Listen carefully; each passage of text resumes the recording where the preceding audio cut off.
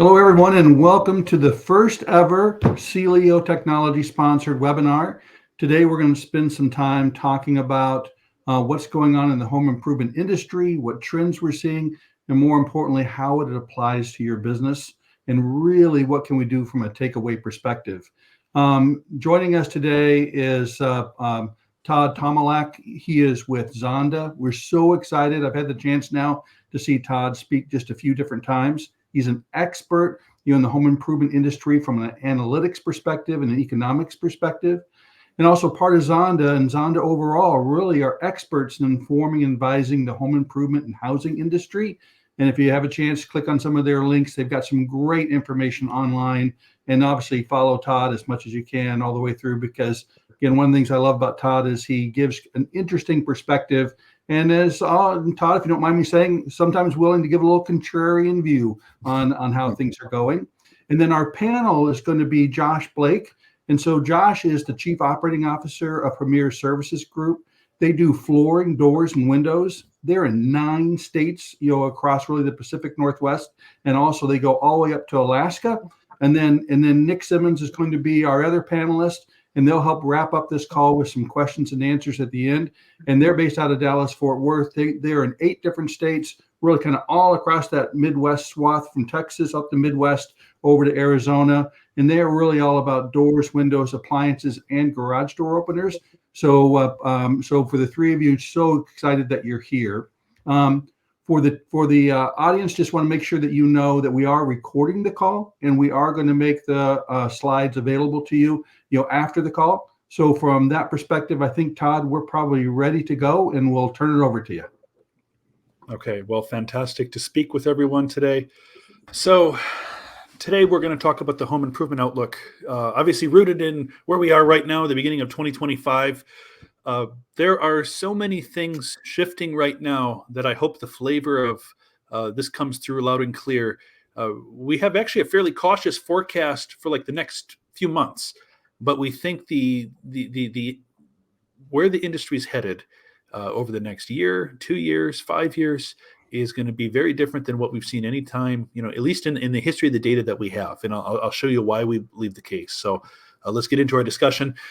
You heard briefly some comments around what Zonda is, just to give you some context of the type of data that we're working at. So Zonda, the company I work for, I lead our group's research around building products and home improvement and remodeling, as well as our custom research function, our advisory team. So roughly, you should be thinking about a company about 1,000 people. And the value proposition that we bring is that we spend all of our time tracking the entire life cycle of housing. So before new homes are built, when there's still, spots on the ground, lots, and there's flags that are going up around the construction site, we're already tracking it. We track construction as it occurs, when they're building materials on site, when consumers are choosing the products, and then all the way down to the home improvement and the channels and the products that are selected, which is the part of the industry that our team spends a lot of our time on. About half of our clients are the manufacturers who are trying to think about where the industry is going, as well as the channels, as well as a large number of investors, because the industry is changing so quickly that the goal to try to measure it as best as we can tends to shed more light. So I appreciated the comment on being a contrarian. I don't think I'm a contrarian by nature. I think what happens is that we keep asking good questions, and then we learn that we're wrong very, very quickly because we have new data. And so we're kind of constantly going through and kicking around what we think the future is going to be, trying to get a better view. So I'm going to talk you through 4 key issues. We just published a new forecast in the industry. I'm going to show you some high-level details on that, where we're starting this year. Then I'm going to zoom out and spend a little bit of time talking about where we see the market going later in 2025, the second half of this year and beyond. We think the setup is there that we could see one of the most interesting moves in remodeling that we've ever seen in the history of the data. I'll show you why. And then really the pivot point around the industry much, much more is around pro contractors, installed pro labor. We're calling that table stakes 2025 to 30. That's really the battleground where a lot of the home improvement and activity around remodeling is going to take place. We're already seeing that happen now. And then we are seeing some shifts around how those R&R projects get chosen, including among the pros. So I'm going to show you some of the implications there. There's a lot of things to go through. So usually if I don't show a forecast very early, people get nervous. So let me just give you those numbers up front, and then we'll talk about what we believe beyond. So our headline forecast for this year for remodeling spending is for 5.3% growth. That's with about 4% price increase. So that's not very exciting from a volume standpoint. What I would point to is in the second half of the year, if you look at right there, we have the breakdown by quarter. So Zonda tracks remodeling by major projects where you're moving walls around, small maintenance and repair improvements, kind of these mid-range projects. The sequence here is really important. In the first part of this year, we expect pretty slow growth. Now, we've seen some really encouraging things to get to the end of Q4. We're fairly cautious on the start of this year. If anything, we could be a fuzz low here, but we expect 8 to 9% growth by the second half of this year. A part of that's price. And then you'll see in 2026 and 2027, we have double-digit growth anticipated. I'm going to show you why in a minute, but actually, it's hard to call the timing, but we think, hopefully this message comes across loud and clear. We think the trajectory of a rapid growth as soon as we get through this lump that we're dealing with is absolute. If anything, these numbers are a fuzz low, and I'll show you why. So some historical context. At left, here is the breakdown going for the last 55 years of all the historical progressions of home improvement declines as each recession began, and then recoveries. If we were re-going through the 1980s, which is the last time the Fed fought inflation and we saw this deferral activity, similar happening to what's happening right now, we'd be today roughly the same point as where we were in the late 1982, early 1983 period. Here's where our forecast is right now, the black line. So we're expecting a little bit slower growth, a return back to normal, as opposed to what happened in the early 80s. If anything, we could see it increase faster once you get to later next year, the year after. Why is that?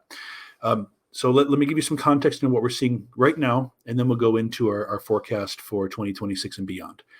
So we just published our forecast, and how I would communicate this, there's this health trend called the Nordic cycle. We say housing conditions in 2025 are a bit like the Nordic cycle. What do we mean? Well, the idea behind the Nordic cycle, if you're from the north, you've heard, maybe some of you have tried this. It's a more popular trend now where people go into a sauna and they'll get the bodies warm. And then after they've heated up and gotten nice and cozy, they'll go do a cold plunge. And there's some health benefits to this. If you've ever actually done this, which I have, I'm originally from Wisconsin. This is something that happens. If you've ever actually gone through this process, it doesn't feel as clean as what you see here. And what I mean is you go through this initial phase, you go into the sauna and it's warm and enjoyable and you get a warm body temp, and then you go do the initial cold plunge. And initially when you go from the warm into the cold, it kind of feels refreshing, even exhilarating. But if you stay too long, there's a point when the pain begins to hurt. It gets really, really cold. It can even be damaging to your body if you do that too long. So here's the analogy to home improvement. Why are we talking about the cold plunge? Because if we think about housing after COVID and home improvement, the conditions from 2021 to 2022 were very similar to that sauna period. Things were hot. You couldn't get products. You couldn't get jobs. Couldn't get enough pro labor. You remember that. Then we did have this period as mortgage rates increased when the market cooled down a little bit, but demand was still pretty strong, but now we could get products again. And we still generally saw housing and home improvement do better than many expected it to do. It might even been a little bit refreshing that we didn't have to fight about window and door availability.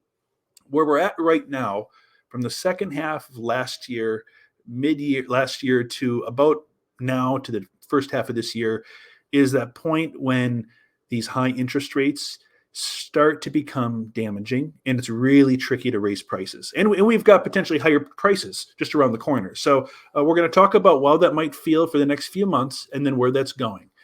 So let's first of all talk about cost and tariffs. And if you've heard me talk before, I try to approach all these issues as non-politically as possible. We just try to peel back the layers and understand how things are going to progress in the industry. So we get a lot of questions around what are tariffs going to do for building products and for housing and for home improvement.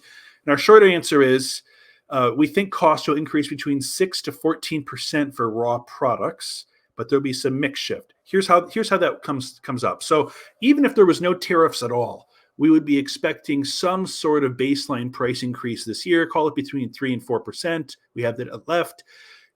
We've worked through at length all the upstream exposure, product by product, component by component, of how much of their value chain is exposed to the areas that are undergoing tariffs. There's basically several layers of tariffs happening here. And it impacts each of these categories very, very differently. That's not just the effect of the tariff, though. None of these things happens in a vacuum. We see importers, we've seen this play out several times in the last decade. As soon as a tariff is announced, the domestic manufacturers also typically raise their prices. This is what that looks like. So we think, and then the goal, of course, is they're trying to gain a little bit more margin and gain some market share, so they don't raise their prices quite the same amount as what the upstream component costs are. But it means we could be seeing a scenario where input costs are between 6 and 14%. Now, you just heard me say that overall material spending, home improvement spending, was going to have prices go up by about 4%. Part of that is mix, consumers installing less stuff, shifting around to less expensive brands, things begin to happen. But the reason that's tricky right now, going back to our analogy of going into that cold plunge pool, it's really a tough time to raise prices in January 2025. Why is that? Well, we saw this dynamic play out. Last year, you saw this if you're tracking mortgage rates. Of course, mortgage rates were at over 7% in the spring. And that was true until about September. And then we saw mortgage rates reverse course up now almost 100 basis points, well over 7% right now in January. That's a tough time for that type of payment shock to hit homeowners and potential consumers. What do we mean? Well, let me just give you on paper. This is what's shifted in the housing and home improvement narrative in the last 12 months. And this is important for us. And by the way, what we're doing here is we're basically getting all the painful things out of the way, because I am super bullish once we get past the first 6 months of this year. But we have to talk about this candidly. So a year ago, January 2024, the housing narrative and home improvement narrative went something like this. So you have this underlying housing shortage. People argued about the number, but it could be between 1 million to 3 million. So I've seen some estimates of north of 5 million, but we had an underlying housing shortage. Then there was this also backdrop among the pro-contractor landscape, where even if new home construction slowed, the start slowed, you had this big backlog of projects that were essentially work in progress. So multifamily apartments that had been permitted 2 years before that were finally coming online, and jobs were opening up and people were getting those jobs. That was happening last year. Same thing in the macro sense. Consumers had all this excess pandemic era savings, almost $2 trillion of pandemic era savings when rates began to go up. That really cushioned them versus higher costs. Their credit card payments were very low versus disposable income.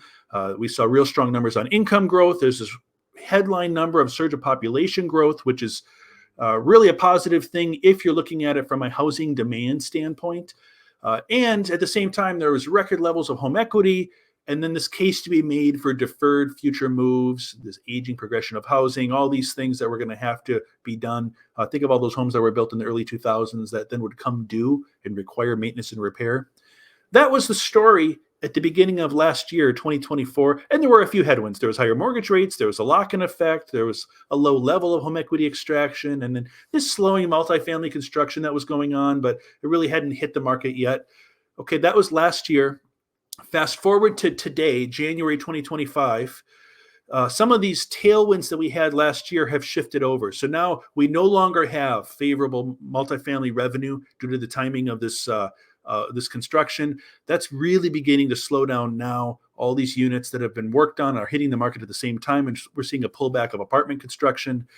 The pandemic era savings that I mentioned have been completely depleted by about mid-year last year, which is, by the way, when we saw price sensitivity among consumers really jump. And we're seeing debt payments versus disposable income really jump back up to pre-2020 levels. Credit card defaults are on the rise pretty substantially, especially among the group that did some extra spending immediately after COVID. And we have to touch this, those great numbers that we talked about with immigration, income growth. there is a problem that we're uncovering in the census numbers. This is still coming to light, still happening. Talk to me more offline if you want more on this. But essentially what we know is that immigration number was overstated by at least 2 million, at least. And the income growth number that everyone was building their models on from a forecasting standpoint was overstated too, which means the market's softer than it should have been. So we have some issues that are happening. And at the same time as that's happening, we're seeing these cost increase happen. And from what we can see, there's certain product categories that are really well positioned to weather price increases that the manufacturers are going to discover, and certain ones that aren't. So at left, now I'm going to go into remodeling in a second, but I wanted to share this data. So Zonda has all sorts of really unique data when people configure new homes, and we see their prices go up and their payments go up due to mortgages or the cost of the products. We can see what a 10% increase in the real cost of the payment would do for basically the take rate, the upgrade rate for each of these product categories when people are buying new homes. And what you see happen is really bit different performance by category. So for example, at the bottom, flooring, a 10% increase in costs, which we may very well see because of what's happening with some of these tariffs, really doesn't have that big of a fall off, only a minus 8% upgrade. That's 8% fewer upgrades, people choosing better flooring in their homes. Compare that to windows and doors. Now, this doesn't mean that window and door demand is falling by 80%. That's not what it means. It means that you've got the basic window and door package in a new home, and 80% fewer consumers will upgrade to the better package. So we're going to talk about window and door remodeling in a minute. I'm really positive on window and door remodeling, like next year and the year after. But what this means for these manufacturers who are your suppliers that you're dealing with is that they're seeing their component cost increase, their hardware cost increase. They're going to try to pass along fairly aggressive price increases. And yet a big part of their customer base, the builders, are going to really struggle to pass along big price increases to their end consumers because we're not going to see that much take of upgrades among some of those products. So that's an interesting competitive dynamic for you to be aware of as we begin thinking about remodeling. Where we think things are going with remodeling, and it's I try not to use, we try to be as flat-footed as we can, but we think home improvement and remodeling coming into 2026, 2027, 2028 could be set for one of the most interesting periods of growth than we've ever seen. And it's all going to be centered around pro installs. Why do we say that?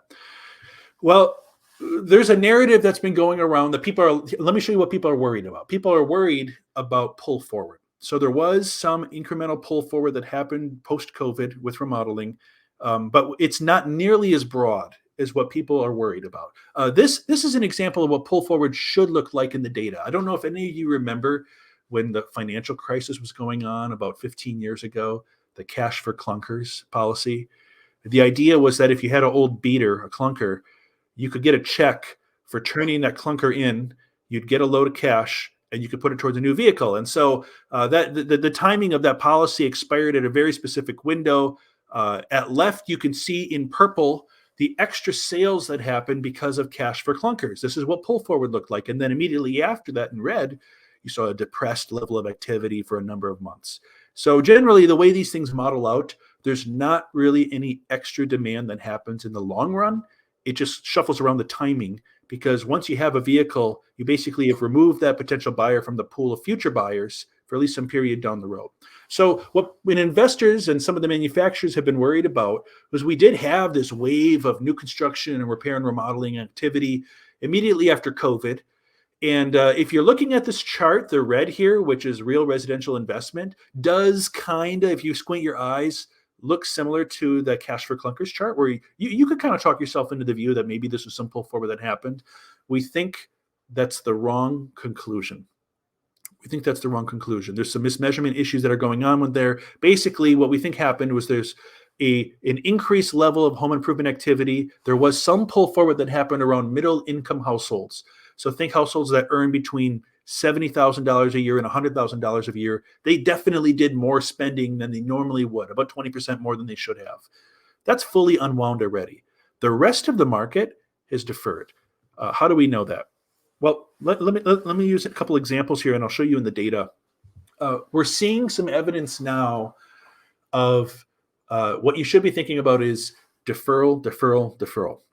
So we're seeing some evidence now that the homes that people are in, there's some dissatisfaction with the homes that they're stuck with. So I'll just give you an example. This is an image. If you remember, immediately after the pandemic first kicked off, you can see everyone's still wearing their masks and they're outside. So if you put yourself back in like late 2020, there was a period when there was already a listing shortage where you couldn't, if you wanted to move and get into a different home, it was really hard. There just wasn't that many units that were available for sale if you want to get into a home. And what typically would happen is you'd see, I mean, this was a real home for sale during that time. You'd see it play out this way, where a home would go for sale on a Friday, and they basically would do an open house over the weekend. And then you'd have a whole bunch of shoppers like these, 30, 40 shoppers go through and tour the home. There was a stack of offers for the potential buyers or for the potential sellers. And then Sunday evening, the sellers could go through the stack of offers and choose the one that they liked the most. And we saw a lot of potential home buyers lose out on the homes that they wanted. So maybe they wanted this home, they lost out to a higher bidder, and then they did it again and again. And what happens, the theory is once people missed out on 3 or 4 or 5 homes, they bought whatever home was available to them, and they didn't get quite the house they wanted. It had the wrong room configuration, the wrong features in the home. Maybe it wasn't in the right school district, but now they're stuck because they have higher mortgage rates and it's tough to move. We've seen this show out in the underlying data. This is public information, but we've seen this play out in some of the underlying data from the Federal Reserve. So the New York Fed does a survey that every spring, a new one's going to come out next month, that looks at how long people are planning on staying in their existing home. And they've been doing this for years. So this is for those who are below 50 years old. This is a very general question. The percentage of homeowners that are planning on moving in less than 5 years. These numbers here in gray don't even hardly move around at all. They're very, very stable, as you can see. But look what happened after 2022. It's a surge. And we're calling this holding a beach ball underwater. This is people who are frustrated with their home. They'd like to move to a different location. If you don't like your home, you basically have to move. You could buy a new home. You could buy a different existing home. Or you have to remodel, fix up your existing home. But these things tend to fester. So just to give you a sense of the scale here, if this cleared tomorrow, if the uptick in people who are saying they're planning on moving in the future were to clear in 2026, this isn't our forecast, but just to give you a sense, we would see a surge of existing home sales someplace in the ballpark of well over 6.5 to 7 million. That's a monster number, and it wouldn't take much to get there. Now, we're not saying that's going to happen, but this idea of holding a beach ball underwater is, frustrated, discontent with the home is exactly where we're seeing people in the housing market right now. And by the way, there's really important historical precedent. So if we go back to the early 80s, so 40 years ago, the last time the Fed fought inflation, there was deferred moves then too. Here's the overall mobility rate, which is the percentage of households that move in a year, collected by the census. You can see during the mid 70s, there's only one dot because this is a horrible time for the census to stop collecting this information. But as rates increased, mortgage rates increased, people moved less often, but it didn't mean they liked their homes. This is what happened as soon as mortgage rates stabilized. And they didn't even have to go all the way back down. That surge from 1983 to 1984 to 1985 was the single biggest surge in moving that we've ever seen in the history of the data in the US. Okay, and it's not just moves. Here's the same data, remodeling and home improvement. So this is right where we play, where we're talking today. There was a surge in the late 70s, controlling for prices. So this is all apples and apples. And as soon as rates stabilized, boom, look what happened. 25% growth in repair and remodeling project volume. So we're controlling for prices here year after year after year, 3 years in a row. Can you imagine if Home Depot and Lowe's saw 25% growth 3 years sequential? Now, this is not our forecast. This is nowhere near our forecast. But I think it's important for us to recognize that in history, the last time we've seen this kind of deferred beach ball underwater type behavior, these things do tend to fester. The precedent was for far faster growth than what the industry is planned for right now. Do we have the labor to line up with anything near what we have here? So what type of remodels and what type of home improvement could be festering that we would expect to grow, say in 2026 and 2027 beyond. Let me just show you one more data point, and then we'll go into that. This is it's the least exciting but most important chart around home improvement spending that you need to remember. If you remember nothing else, remember this piece of information. So I think the simplest way to think about repair and remodeling and home improvement is horribly mismeasured in the industry. It's one of the big things that we try to bring value to is to measure it correctly. I think the simplest way to think about home improvement spending is basically people live in square footage, right? In a home that has a certain amount of square footage. And the long-term historical norm, once we control for cost change, so controlling for prices, it typically took about $1.26 per square foot per year to keep your home in good repair. And that was true since the late 90s through the 2000s until today. The exception that I have called out here was the subprime housing boom, which, no surprise, there was some extra, that is pull forward, extra home improvement activity that happened. It reached nearly $1.50 to $1.60 per square foot. And part of that's replacement and part of that's discretionary. They tend to overlap. Okay, here's how this played out in the last 5 years. So in 2019, you can see that we're slightly below per square foot, $1.26 per square foot per year. In 2021, after COVID, boom, there's the increase. Now, I don't know about you, but we're basically at the level that we would expect homeowners to spend in 2021, maybe a fuzz more. But what increased was the 2019 to 2021 volume did grow, but it happened at a much higher cost. Lumber prices, plywood prices were through the roof. You remember this? Window and door cost, if you could even get them, were through the roof. Pro labor was hard to find. And so what people experienced was basically normal levels of remodeling for the overall housing stock, but at a much higher elevated strike price. So if you wanted to get your home fixed and improved, you had to pay a premium or you had to wait in line, and you might have to wait a long time.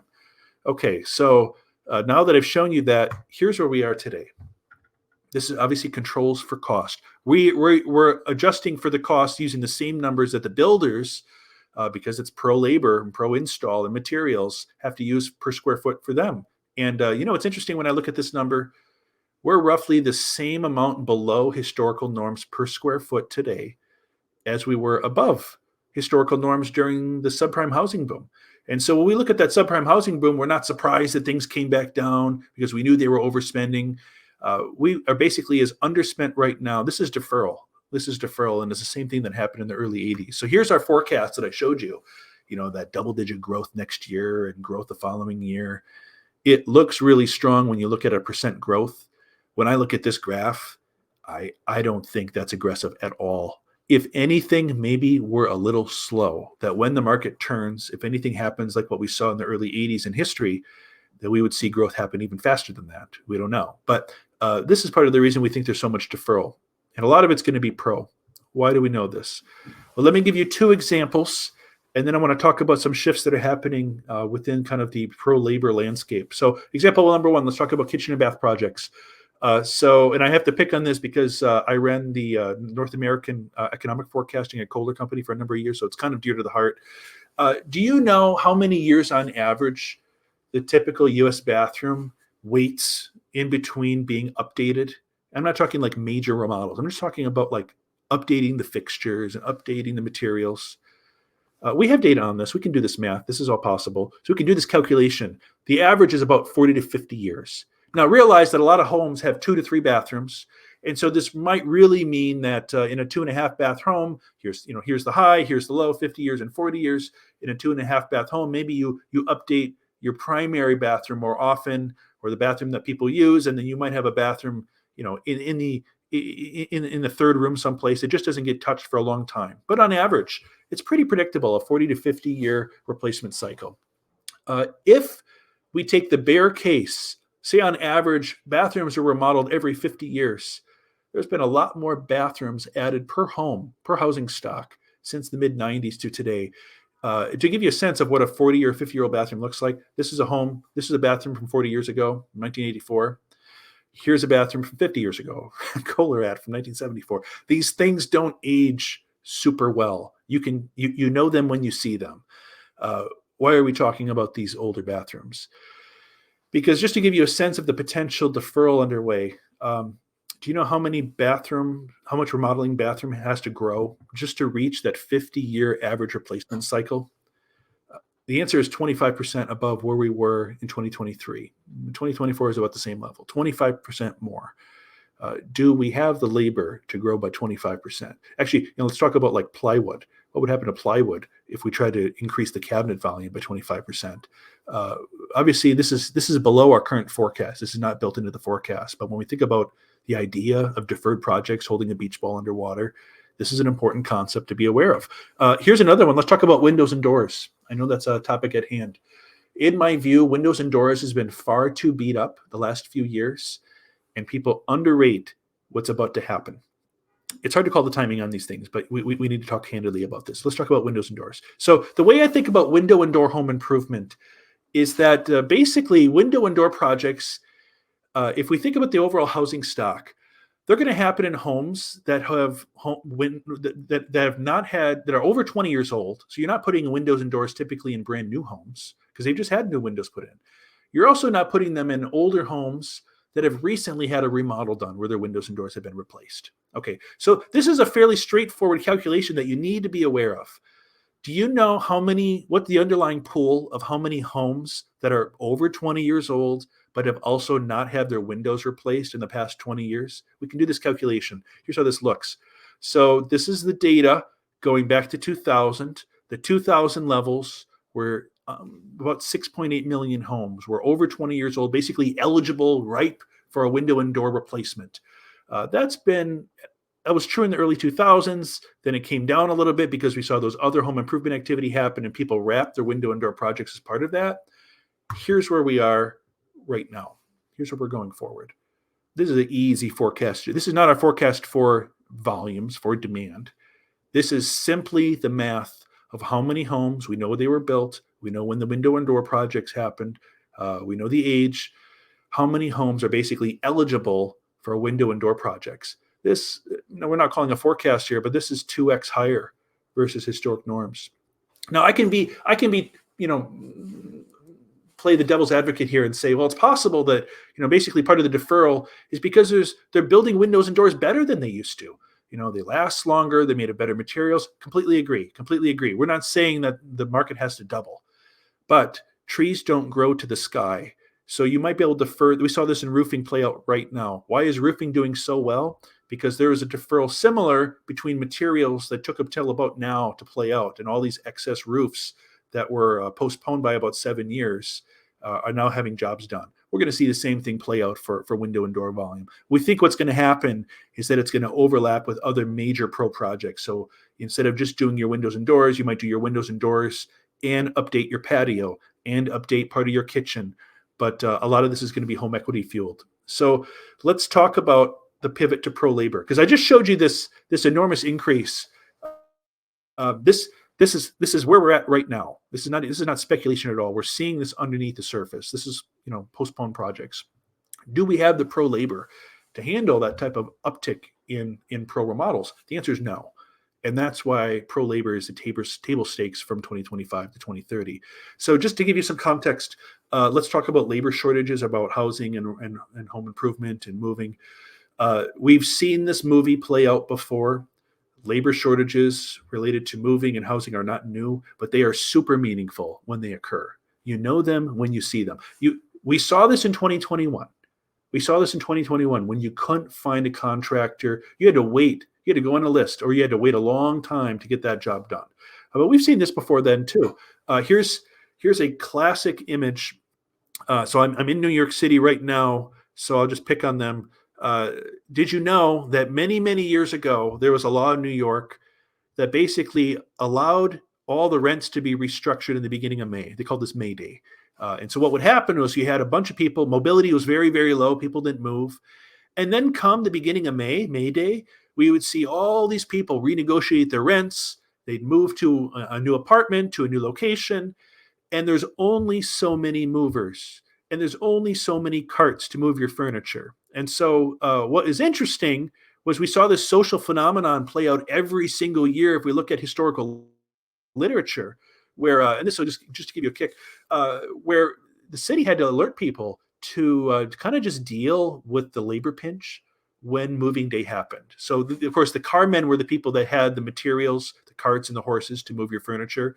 There was this article from the New York Times that told the residents, of course, when they had to move, keep your tempers good, people.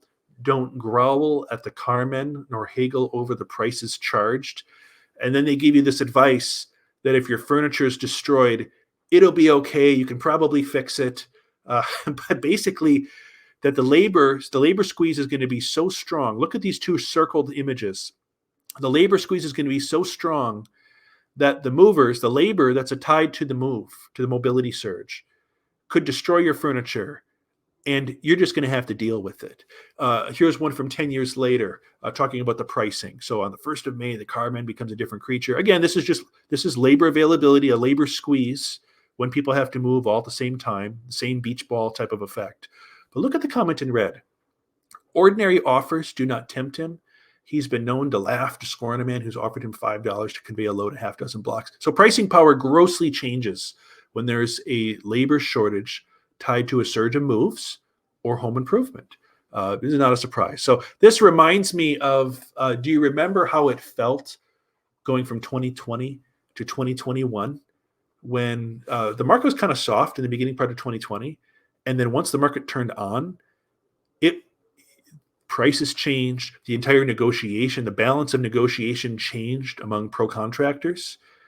We should be thinking about a scenario where the value of that pro contractor, like that, New York City carman from the 19th century, drastically begins to change once that surge in mobility happens. And then there's this issue. Let's just talk about where demographics are going. So at left, the purple line at left is the mix of populations that are under 64 versus those who are over 65 plus. And the reason we're picking on the 65 plus group is because we're seeing that type of pro contractor generally leave the market. So the dashed line is where we are today. Here's where we're going by 2030. So for every job that you're looking at bidding on, if it's windows and doors, for every job that you're looking at bidding on, there will be 15% fewer workers per job, regardless of the levels of demand, just because we're going to lose a bunch as they begin to age out. Here's a labor participation rate at right for those who are over 55. Look what happened under COVID. So we saw a bunch of contractors just leave the market. And what we have happening in front of us is a potential wave of elevated demand, elevated activity that has to happen. We don't know exactly when it'll happen and how fast it'll happen, but if anything like history tells us, we're going to see it happen faster than probably what we're forecasting, but there's fewer workers and there's much fewer competent workers, which is the big thing that we're losing of those over 55 plus. So this really impacts the backdrop of pricing power and who influences dollars. I just have to share this. So in our published research, and I'm picking on Home Depot at the right, but this is actually true of Lowe's. They both are mentioned. So if you remember the channel shift that happened immediately after COVID, there was a period when pro contractors and even some of the builders didn't normally shop at the retailers. But when COVID hit and there were supply shortages, the retailers were just fantastic at getting products. And they're actually fairly priced based on, whatever was available in the market at that point. And so we saw this wave of pro contractors shift to buying from the retailers. And then after the supply chains kind of normalized, we did see some of these pro contractors kind of go back to some of the traditional points of distribution, but something shifted. I just highlighted this point in yellow. Now, we sent this out in our research in May 2023. That basically the story was this pro contractor had went to these retailers and then they went back as the supply chains normalized. But I thought it was especially interesting that he almost always looks for items at Home Depot and Lowe's on his phone or computer. This was a huge advantage during the pandemic, and he was in the habit of looking them up before he sends his crew out to the lumber yard. He has them look at the retailers online. And so what we think is shifting right now is the shift of online building material sales, which the retailers are doing a better job than many at capturing, is real and material and means that more work generally will get pushed through that group. If you look at the shift that happened from, say, 2019 to 2024, we saw e-commerce share of building material sales, this went out in our research a couple months ago, go from 4.8% to 8.3%. Now bear in mind, in 2020, it was at 7.8% because people were under lockdown and they couldn't go out of their house, right? There's options now, and yet we're seeing e-commerce share of building material sales grow. And a lot of that's going towards the retailers, and a lot of it's being done by consumers who are older consumers that would much rather have a pro. And why this matters so much is this is roughly the same saturation point as. Do you remember what happened in music when we saw? When was the last time you bought a CD? This is the same shift of e-commerce share building material retail sales from 2020 to now. The same penetration shift is what happened from within the music industry from about 2004 to 2007. Which that was about the time when we really saw some pretty significant shifts. So we're not saying that traditional distribution is dead, that it's going away.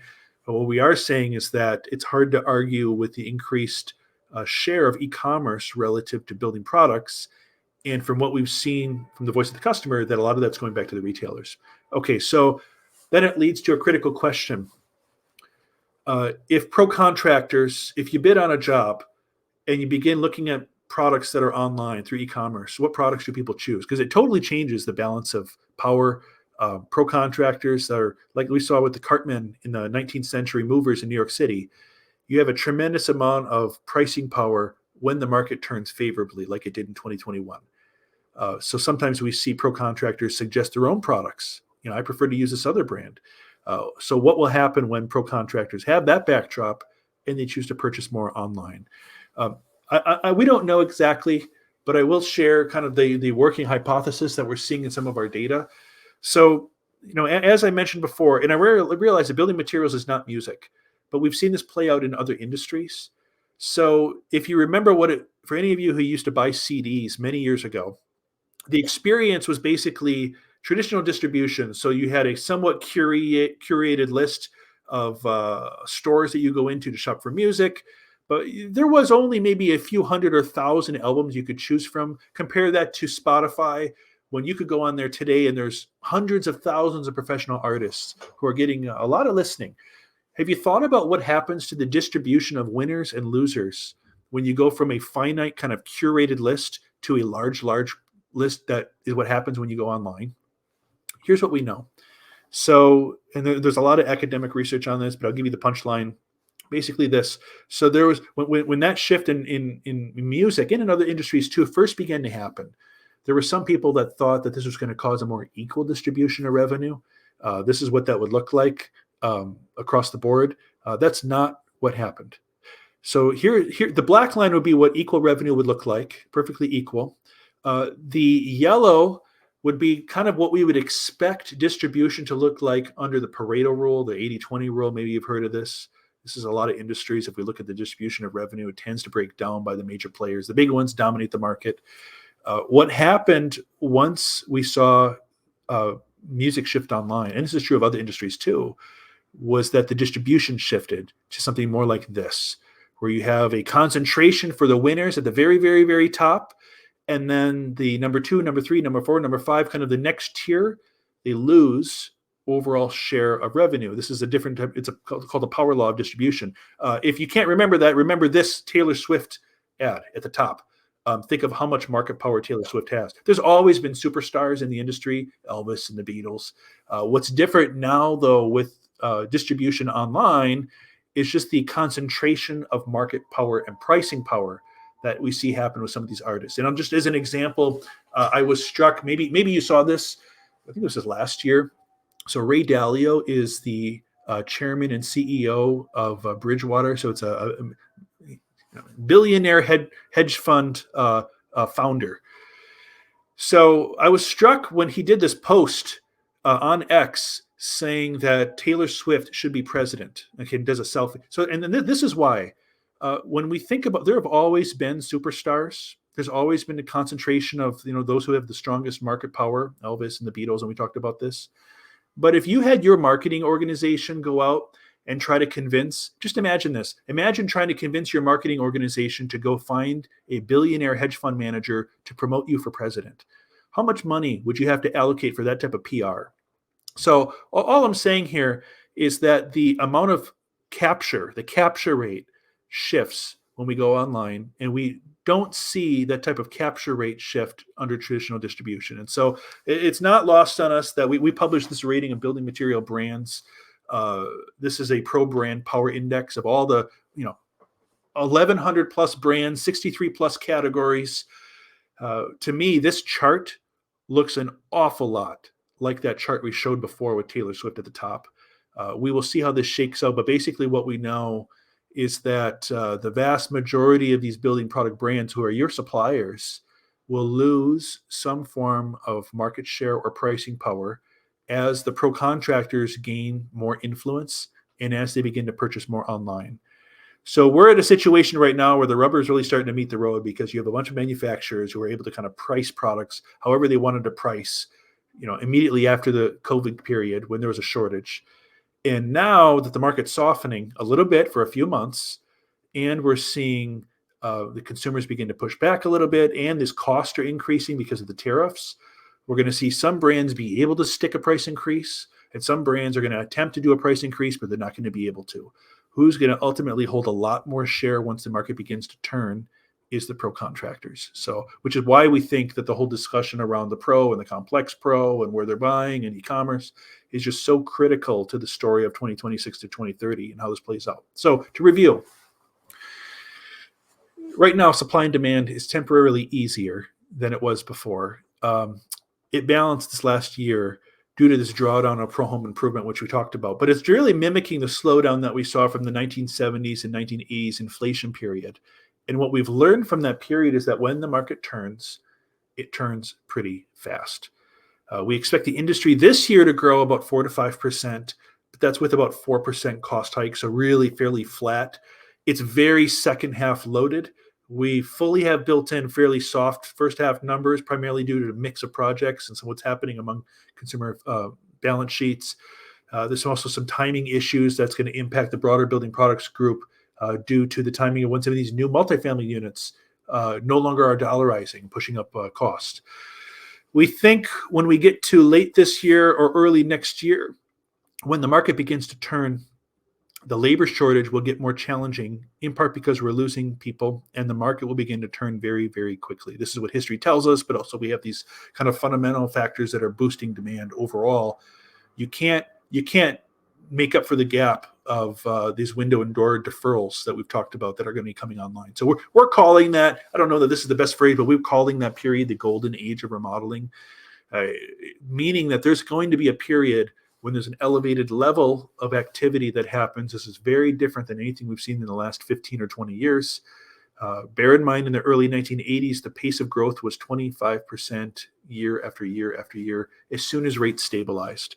This isn't the 80s, but we don't want to miss that point of what deferral looks like. So we think that there's going to be a reshuffling of which companies are best at capturing and delivering pro labor, and those are companies that will have the most pricing power. So you're an exciting part of the industry, and we think now is the time to be very deliberate about kind of crafting your strategy and where things are going to go over the next 12 months. So I'll stop there. That's the material that I had, and we can do Q&A. Todd, that was absolutely amazing. Thank you very much for what you delivered. Now I know why I see so many bath remodel commercials late at night on TV, and I cannot wait to open up my mailbox, because there's going to be more and more window replacement ads. I tell you what, just looking at demand is going to be pretty exciting. Hey, we've got a couple things going on from a Q&A perspective. So for all the participants on the call, please use chat, right? Drop something in chat so we can respond to you as quick as we can. We've got about 8 or 9 minutes left so that we can do a little Q&A. Nick and Josh are going to kind of lead that. Nick, you want to take it away? Sure. Todd, first question. With 55% of homeowners frustrated with their home and wanting to move, what are the triggers that are going to start this migration or upgrading? So we published a whole lot on this, and what if we could move one thing tomorrow, it would be lower rates. So this lock-in effect where people are stuck with higher rates because they're in a mortgage rate that's in the 3% or mid threes. If we saw mortgage rates got to 6%, 5.5%, we would see a wave of that happen tomorrow. Before mortgage rates jumped this fall, we were thinking that this spring was the period when we would begin to see a lot of these deferrals begin to hit. So maybe that'll happen even despite the mortgage rate increase. We handicapped it a little bit more because of that rate timing, but that's what we're watching. And to give you a data point, watch home equity extraction.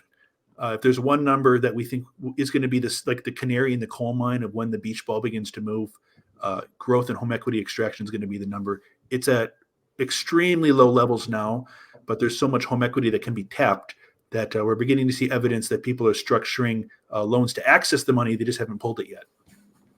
Okay. That's great. Josh, what do you got?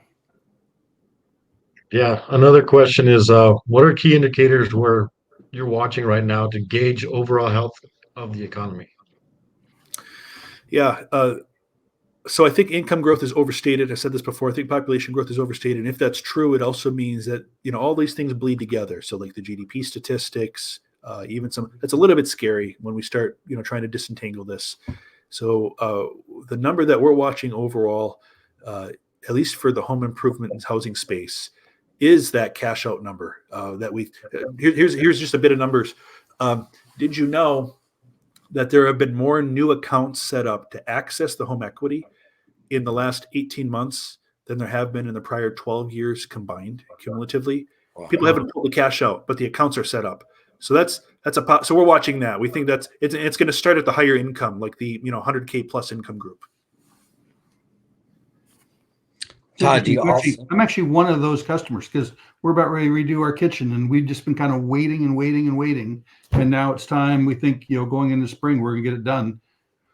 So sorry, Nick, I interrupted you. No, you're good, Gary. I had another question. So do you have a forecast on when you think you might see interest rates or inflation start to level out a little bit?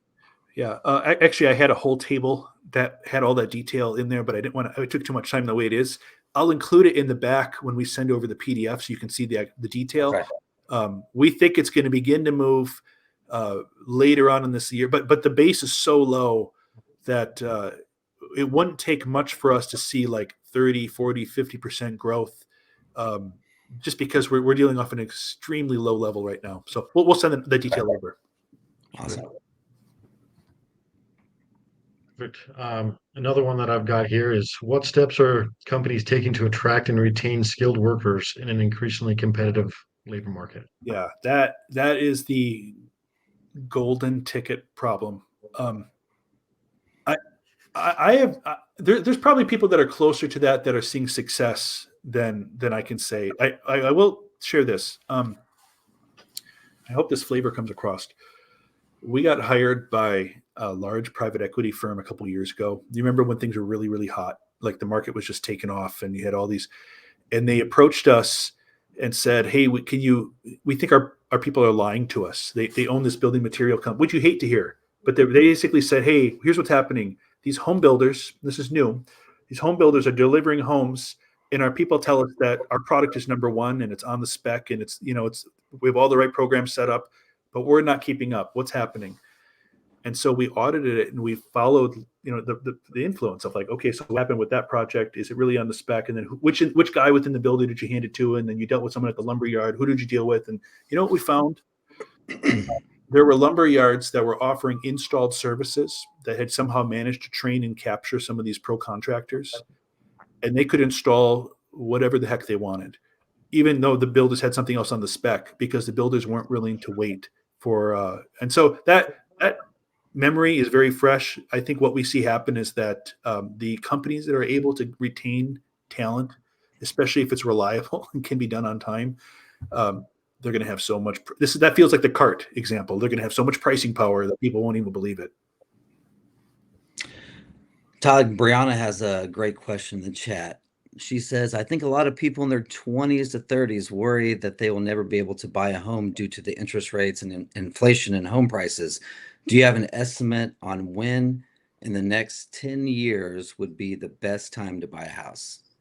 Oof. That's so biased. Sooner rather than later.